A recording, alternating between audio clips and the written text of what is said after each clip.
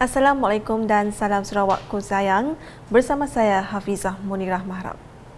Berita utama, Premier Sarawak Datuk Patinggi Tan Sri Dr. Abang Abdul Mazhari Tun Datuk Abang Openg akan menyertai sidang kemuncak dan pameran hidrogen dunia 2022 Rotterdam di Belanda dari 9 hingga 11 Mei ini.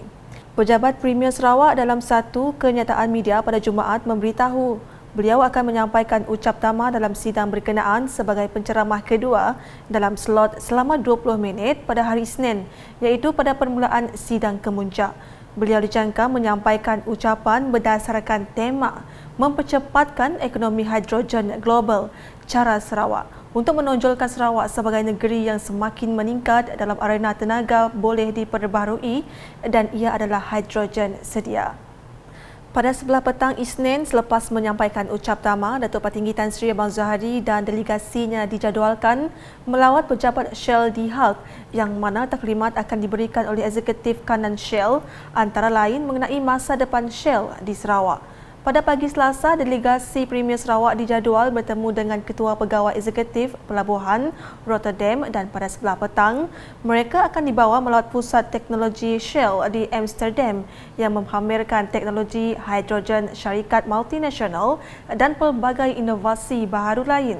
Sementara itu, delegasi berkenaan akan terbang ke Oslo pada hari Rabu. Laporan seterusnya, langkah-langkah kawalan demam babi Afrika ASF yang dilaksanakan oleh Kementerian Pemodenan Pertanian dan Pembangunan Wilayah Sarawak telah menunjukkan keberkesanan.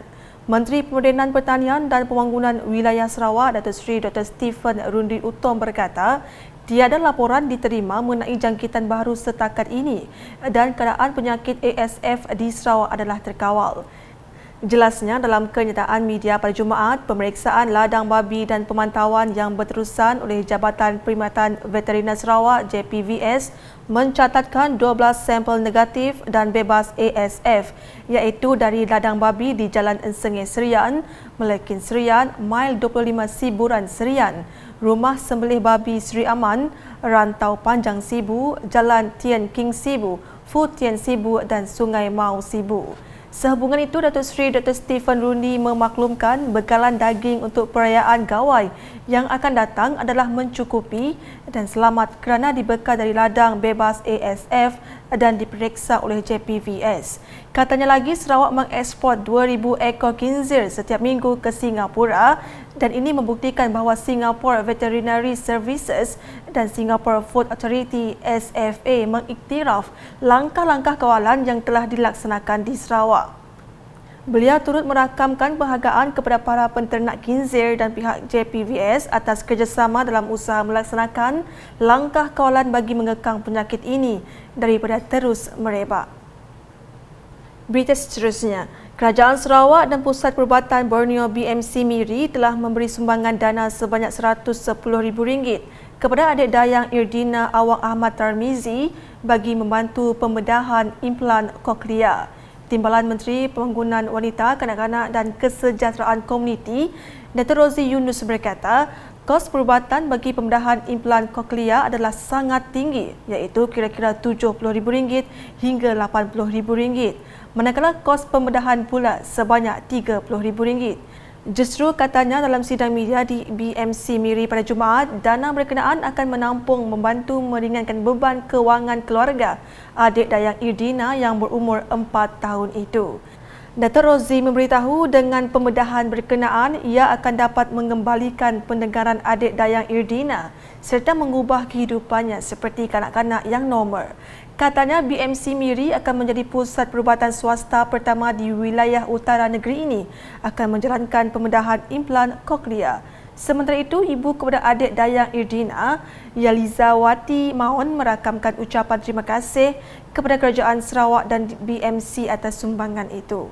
Dayang Irdina dijadualkan menjalani pembedahan berkenaan esok 7 Mei 2022 di BMC Miri. Adik dayang Irdina disahkan kehilangan pendengaran yang mendalam pada kedua-dua telinga pada November 2021 dan dipasang dengan sepasang alat bantu pendengaran kuasa besar di belakang telinga sejak 23 Disember 2021. Dalam pada itu, Kerajaan Sarawak akan membantu mangsa kebakaran di Kampung Tanjung Hulu Seratok membina rumah baharu. Menurut Timbalan Menteri Pembangunan Wanita, Kanak-kanak dan Kesejahteraan Komuniti Sarawak, Muhammad Razif Hitam, pihaknya melalui Jabatan Kebajikan Masyarakat akan bekerjasama dengan pejabat daerah dan agensi lain untuk membina semula rumah kediaman mangsa dengan kadar segera. Kita melalui pejabat daerah dengan fokus grup akan membincangkan mengenai keutamaan untuk bantuan rumah mereka inilah. Kita sedia maklumlah prosedurnya memang ambil masa juga, dan kita cuba buat yang terbaiklah untuk bantu keluarga ni. Beliau berkata demikian ketika ditemui selepas menziarahi mangsa kebakaran di Kampung Tanjung Hulu Seratok pada Khamis. Dalam lawatan itu, beliau yang juga ahli Dewan Undangan Negeri Adun Saribas diiringi Adun Kelakar Muhammad Duri telah menyampaikan sumbangan kepada semua mangsa terlibat. Tragedi kebakaran yang berlaku beberapa hari sebelum Aidilfitri itu telah meragut nyawa seorang kanak-kanak perempuan. Setakat ini difahamkan mangsa kebakaran lain masih menumpang di rumah saudara mara yang berdekatan. Laporan berikutnya mengenai kunjungan Timbalan Menteri Integriti dan Ombudsman Sarawak, Datuk Mursyid Diraja Dr. Juanda Jaya yang menyantuni dalam program Raun Raya atau Ziarah Raya di lebih 40 rumah di kawasan Jemoreng. Ziarah raya itu juga bagi mengetahui perkembangan terbaru yang berlaku di setiap kampung selain bagi memastikan keselamatan di setiap kampung terjaga dan dititik beratkan. Datuk Mursyid Diraja Dr. Juanda Jaya yang juga ahli Dewan Undangan Negeri Adun Jemoreng turut menasihatkan penduduk yang menyambut Hari Raya agar sentiasa mengamalkan prosedur operasi standard SOP serta mengutamakan keselamatan diri dan keluarga. Sementara itu, masyarakat setempat amat gembira dengan kunjungan beliau selepas 2 tahun tidak dapat meraihkan Aidilfitri secara terbuka.